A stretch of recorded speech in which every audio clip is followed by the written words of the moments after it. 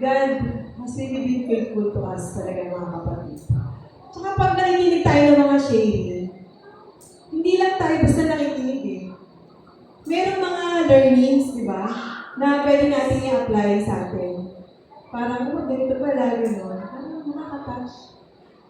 Nakaka-touch. Super touch na. Diba? Diba na naman tingin mo? Hindi, ganyan. Talaga, di ba, sa umpisa ang kwento ni Sis, medyo masalangkot. O, di ba?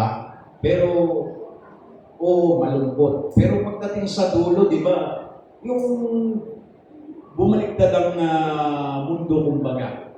Kumbaga, malungkot yung nangyari sa kanila, pero hindi pa rin siya bumitaw, di ba? Talagang nandun pa rin siya kahit anong hirap ang nangyari sa kanila, kung ano mga naging problema ng anak niya, pero sigad pa rin ang nag-alalay sa kanila. Kaya talagang napakabuti talaga ni Lord sa atin. Amen. Okay. At this point, tawagin natin ang last sharer for tonight. Last na to, mga kapatid. Share na. Kaya dito mo. Malapit na tayo kumain. Hintayin nyo. Alam ko, mga gutom na kayo. So, tawagin na po natin ng scholar po ng Balibago chapter.